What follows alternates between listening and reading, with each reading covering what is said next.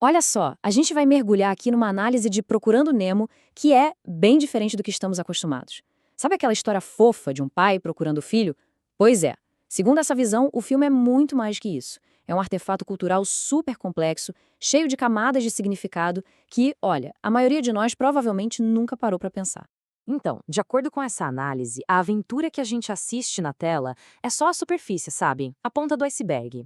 Porque por baixo existiria uma camada de engenharia social que meio que questiona tudo que a gente pensa sobre família, sobre tradição.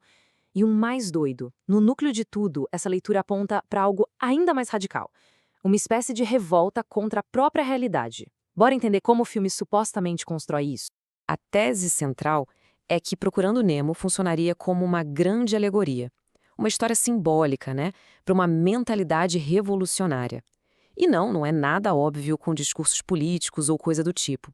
A coisa toda seria bem sutil, construída na forma como os personagens e a própria trama vão desafiando as ideias que a gente tem como certas sobre família, natureza e até a ordem das coisas. E o pulo do gato dessa interpretação estaria na dinâmica entre os dois personagens principais. Pensa bem. De um lado, o Marlin. Ele é pura memória. Ele representa o passado, a prudência, a tradição, a velha lei, digamos assim. E do outro lado, a Dory. Ela é o exato oposto. A amnésia total, vive só o presente, age no puro impulso. Ela seria, então, o símbolo da tal amnésia revolucionária, sabe? Aquela ideia de que, para construir um mundo novo, você precisa esquecer o passado, apagar o que veio antes. E essa linha de raciocínio fica ainda mais interessante quando a gente olha para algumas cenas clássicas.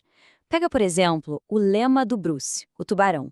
Peixes são amigos, não comida. Para todo mundo aquilo é só uma piada, né? É um momento engraçado. Só que, para essa análise, essa frase é muito mais.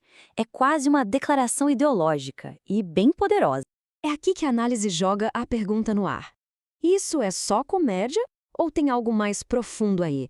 Será que não é uma tentativa de reescrever as regras da natureza? De sugerir que um predador pode, por pura força de vontade, simplesmente ignorar seus instintos mais básicos? E a gente sabe o que acontece depois, né? Uma gota de sangue e tudo muda. Esse momento a análise chama de a vingança da realidade. É a biologia, a ordem natural das coisas vindo à tona de um jeito bem violento. Aquela ideologia bonita de peixes são amigos simplesmente se estilhaça contra a realidade. Um tubarão é um predador. Não dá para cancelar um instinto com um slogan.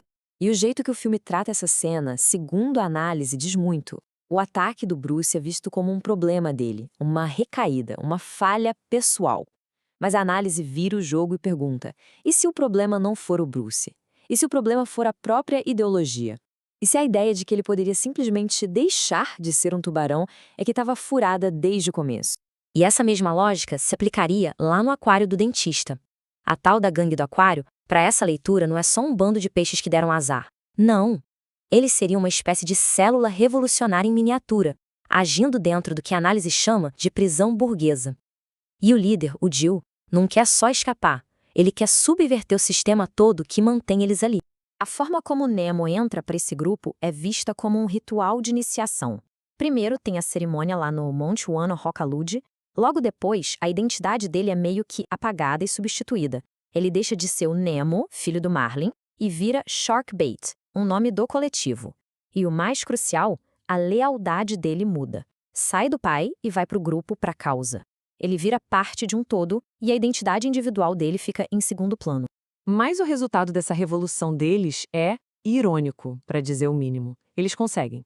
Eles escapam. Mas escapam para onde? Para o meio do oceano, cada um preso dentro de um saquinho plástico. A pergunta do Bloch, e agora? É o ponto alto aqui. A análise interpreta isso como um retrato do niilismo pós-revolucionário. Tipo, o objetivo foi alcançado, a liberdade foi conquistada, mas eles não têm a menor ideia do que fazer com ela. Ficam ali, à deriva, completamente impotentes. E essa história toda de resultados que são o oposto do esperado nos leva a uma ideia final que essa análise levanta, um fenômeno chamado de paralapse cognitiva. O nome parece complicado, mas a ideia é bem simples, na verdade. É sobre o abismo que às vezes existe entre a intenção de uma coisa e o que ela realmente causa no mundo real. É basicamente quando você tenta fazer o bem, mas acaba piorando justamente o problema que queria resolver. O famoso tiro que saiu pela culatra. E o exemplo mais perfeito disso aconteceu fora do filme, no mundo real.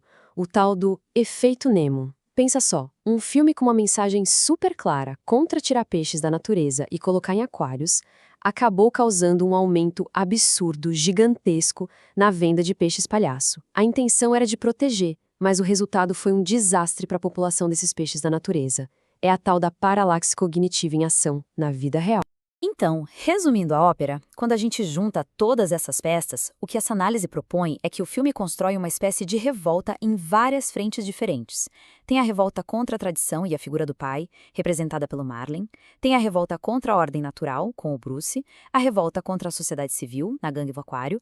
E, por fim, a revolta contra a própria memória e o passado, que a Dory encarna. E no final das contas, o que fica é uma pergunta bem provocadora, né? Será que uma animação infantil, algo que parece tão inofensivo, pode mesmo ser um veículo, ainda que sutil, para uma mentalidade revolucionária? Independentemente de se concordar ou não com cada ponto dessa análise, uma coisa é certa. Ela nos força a olhar com um pouco mais de atenção e de um jeito mais crítico até para as histórias que parecem ser as mais inocentes de todas.